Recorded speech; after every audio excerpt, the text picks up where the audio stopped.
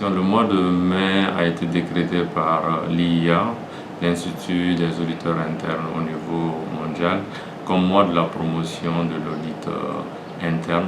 C'est pour que les auditeurs internes puissent parler de leur profession, de leur métier, sensibiliser les acteurs, les parties prenantes sur la valeur ajoutée que l'audit interne apporte aux organisations.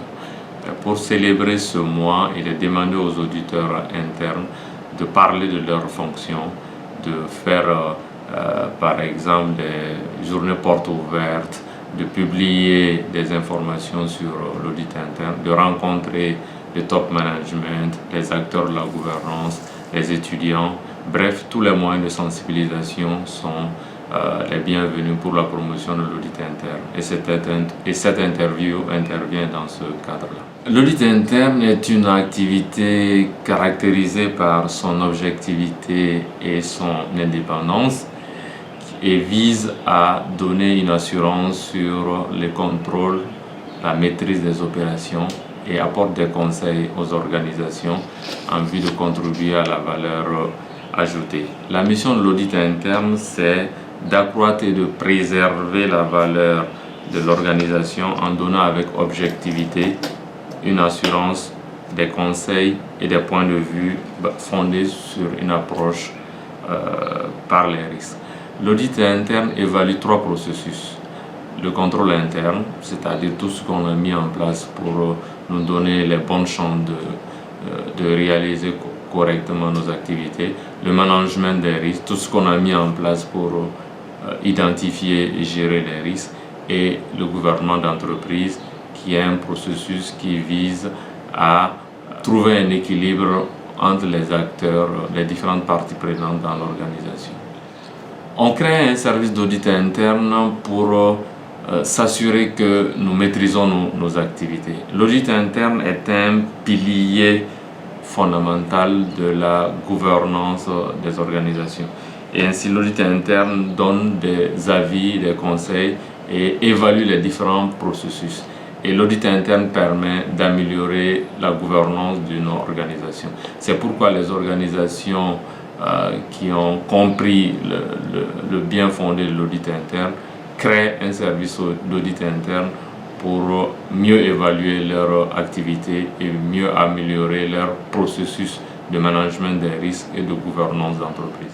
Le rattachement de l'audit interne, selon l'IIA, l'audit interne doit être rattaché hiérarchiquement à la direction générale et fonctionnellement au conseil d'administration, au comité d'audit précisément.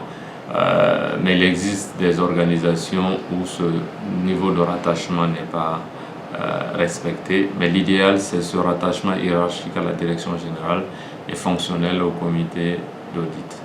Donc l'audit interne est vraiment un acteur majeur dans le processus de gouvernance d'une organisation. L'audit interne, comme je l'ai dit, son rôle c'est d'évaluer 3 processus. Le processus du contrôle interne, le processus de management des risques et le processus de gouvernance. Il évalue ces processus-là à travers une approche systématique et méthodique. Le but, c'est de contribuer à créer de la valeur ajoutée pour les organisations. Donc c'est ça le but de l'audit interne, contribuer à créer de la valeur ajoutée. La CIAM est un maillon très important sur les questions de gouvernance.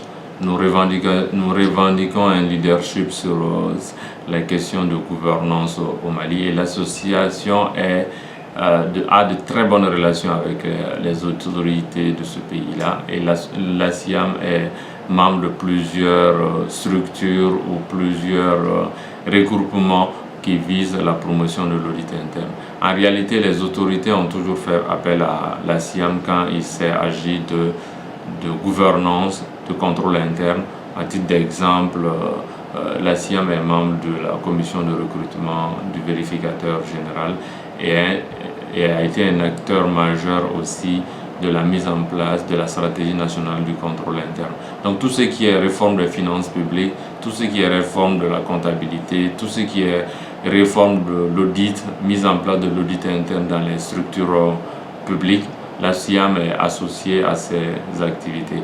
Et vous avez vu ces derniers temps les rencontres que la SIAM a faites avec les plus hautes autorités, à commencer par le vice-président de la transition, ensuite le Premier ministre, et le ministre de la Justice, les structures de contrôle comme le vérificateur général, le contrôle général des services publics et d'autres autorités administratives indépendantes comme la CENTIF par exemple. Donc la SIAM a de très bonnes relations avec toutes ces autorités et son rôle c'est de promouvoir vraiment l'audit interne au Mali à travers la formation, la sensibilisation et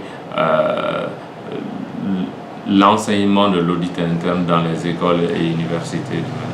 Mon dernier mot, c'est d'inviter tous les auditeurs internes à profiter de ce mois pour faire connaître leur métier par différentes activités. Ça peut être des interviews, ça peut être la publication de documents, ça peut être des rencontres avec les acteurs de la gouvernance, ça peut être des réunions Zoom, ça peut être d'autres types d'activités les journées portes ouvertes par exemple. Donc toutes les activités sont les bienvenues étant donné que le but est de promouvoir l'audit interne. Donc aux auditeurs, je leur demande de parler de leur métier, de leur profession, de leur passion.